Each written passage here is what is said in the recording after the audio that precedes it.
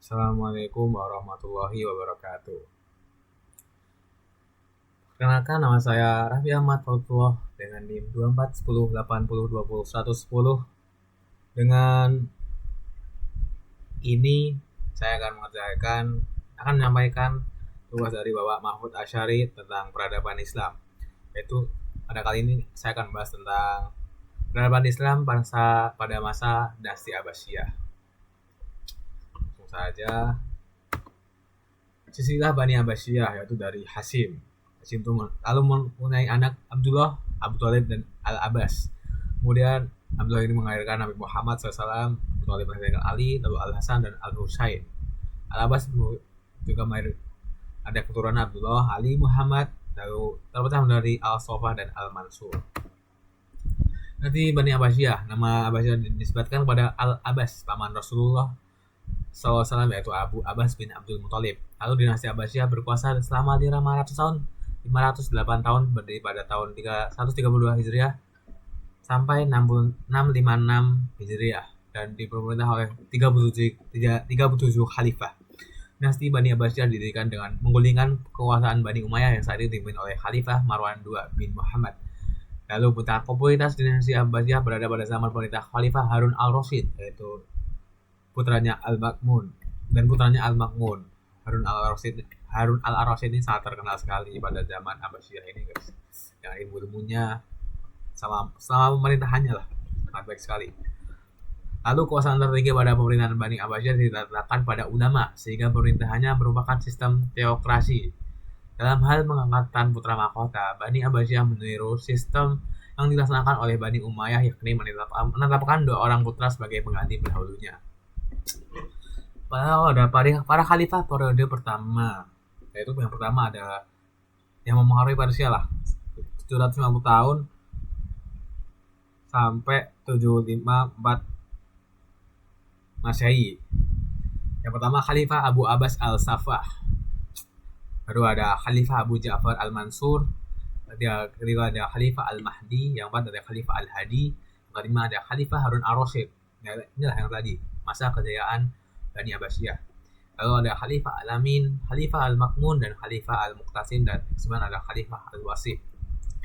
Lalu pada Khalifah periode kedua, peranan Turki, yaitu terjadi 87 Masehi sampai 94 Masehi.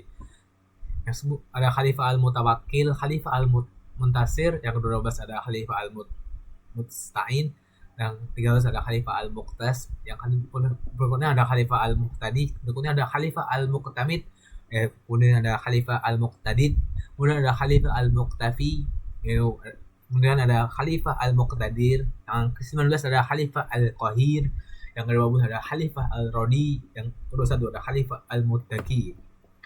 Dan pada Khalifah periode ketiga itu Bani Buwayhi, Khalifah Al-Mustaqfi, Khalifah Al-Muqti, dan Khalifah Al-Ta'i, Khalifah Al-Qadir, dan Khalifah Al-Qaim. Lalu ada pada Khalifah periode keempat, yaitu Turki Bani Saljuk. Berikut ada nama-namanya para khalifah tersebut. Kenal sekali lah, ada 37 khalifah pada Bani Abbasiyah ini, pada zaman Bani Abbasiyah. Lalu ada politik periode pertama, para khalifah tetap dari turunan Arab murni, sementara para menteri, gubernur, panglima, dan pengawal lainnya banyak diangkat dari golongan Mawali dan Persia. Kota Baghdad sebagai ibu kota negara yang menjadi pusat kegiatan politik, ekonomi, sosial, dan kebudayaan. Ilmu pengetahuan dipandang sebagai sesuatu yang sangat penting dan mulia. Lalu ada kebebasan berpikir sebagai hak asasi manusia diakui sepenuhnya. Para menteri turunan Persia diberi hak penuh dalam menjalankan pemerintahan. Lalu ada politik periode kedua dan 3 dan 4. Negara-negara kecil sudah tidak menghiraukan pemerintah pusat, kecuali pengakuan secara politik saja. Lalu menurunnya kekuatan militer pusat, kerajaan-kerajaan kecil memutus ikatan politik antara wilayah-wilayah Islam seperti Andalusia, Afrika Utara, Mesir, Yaman, dan wilayah lainnya. Masing-masing kerajaan berlomba-lomba untuk mendirikan kota yang menyaingi Baghdad. Para khalifah berlomba-lomba menunjukkan ilmu pengetahuan. Lalu ada biro pemerintahan. Dinasti Abbasiyah membentuk biro-biro pemerintahan yaitu yang pertama Amirul Umaroh, yang kedua Dewan Az-Zimani, yang ketiga Dewan Korespondensi, yang keempat Dewan Al-Akhdas, yang kelima Dewan Al-Barid, yang keenam Dewan Qabli Furo. Sistem militer berorganisasi dengan baik, berdisiplin tinggi, serta pelatihan dan pengajaran secara reguler. Angkatan perang berada di bawah Dewan Al-Jun. Pasukan mengawal khalifah atau Hams adalah satu-satunya pasukan tetap yang mengepalai sekelompok pasukan. Pasukan tetap bertugas aktif disebut Murtazikoh.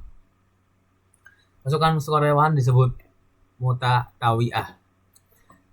Berikut ada perdagangan dan industri. Beberapa kota yang terkenal sebagai pusat industri yaitu pertama Basrah, kota penghasil sabun dan gelas, yang kedua Kufah, terkenal sebagai penghasil sutra, yang ketiga Damaskus, kota penghasil kemeja sutra. Yaitu upaya apa yang untuk memajukan perdagangan ini? Yang pertama dibangun sumur atau tempat jalan yang dilewati oleh khalifah dagang, yaitu untuk memancing khalifah dagang untuk berdagang di daerah situ. Dan dibangun armada dagang, memudahkan pedagang keluar masuk ke inilah Bani Abbasiyah inilah. Lalu dibangun armada untuk melindungi pantai negara dan dari bajak laut. Di bidang pertanian, itu memperluas daerah-daerah pertanian di segenap wilayah negara, membangun bendungan-bendungan untuk mengairi sawah-sawah tersebut. Itu untuk irigasi lah, untuk memudahkan sawah-sawah yang tidak memiliki irigasi. Perkembangan tafsir yang termasuk di antara tafsir Ibnu Jarir At-Tabari, cara penafsiran yaitu tafsir bil Maksud dan tafsir bil Rahyi. Perkembangan ilmu hadis, sebetulnya ulama hadis seperti Imam Bukhari, Imam Muslim, Abu Daud, Imam Al-Tirmizi, Al-Nasai, Ibnu Majah, insyaallah.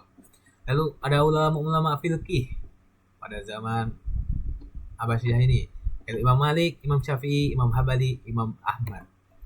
Lalu perkembangan ilmu kalam. Tokoh Asy'ariyah Imam Sa'id pertama, Imam Abu Hasan As-Sari, Imam Abu Mansur Al-Maturidi.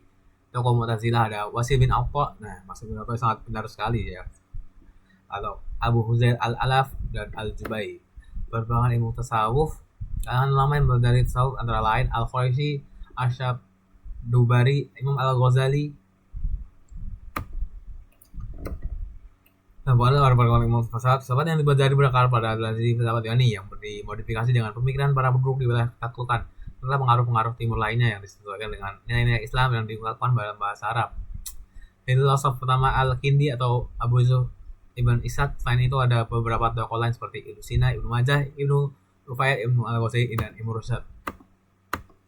Lalu perkembangan ilmu astronomi, ulama yang terkenal adalah Al-Farqan dengan bukunya Al-Harkat, Al-Samawat, Al-Jamawi, Ilmu Al-Nujum. Lalu ada Al-Butani dengan bukunya Tahmid Al-Mutasar, ini makna Al-Mamar. Lalu ada ilmu sejarah geografi. Dalam bidang sejarah, ulama yang terkenal adalah Ibu Ishaq, Ibu Hisham, Al-Waqidi, Ibnu Qutaibah, dan Al-Tabari. Dan ilmu geografi, ulama yang terkenal adalah Al-Yaqubi, Al-Buldan. Lalu ada Ibnu Kharzabah dan bukunya Al-Mawalik wal Mawalikdan. Faktor kemunduran Bani Abbasiyah yang pertama, kemewahan hidup di kalangan penguasa. Lalu ada perebutan kekuasaan antara keluarga Bani Abbasiyah. Inilah perebutan kekuasaannya adalah untuk perebutan kekuasaan yang akan memecah belah keluarga. Lalu ada konflik keagamaan Sunni dan Syiah. Luasnya ada, kemudian yang terakhir ada luasnya wilayah luasnya wilayah kekuasaan dan lemahnya ekonomi. Lalu ada faktor eksternalnya tadi kan internal, sekarang eksternalnya yaitu banyaknya pemberontakan. Banyak pemberontakan pada zaman Bani Abbasiyah ini. Kedua ada dominasi bangsa Turki, ketiga dominasi bangsa Persia, perang salib yang berlangsung beberapa dan menelan banyak korban. Ini memakan banyak kerugian dan banyak korban perang salib ini. Lalu yang kelima ada serangan bangsa Mongol. Cukup sekian mungkin tugas dari Bapak Mahfud Asy'ari tentang peradaban Islam tentang Bani Abbasiyah ini. Kurang lebihnya saya mohon maaf. Wassalamualaikum warahmatullahi wabarakatuh.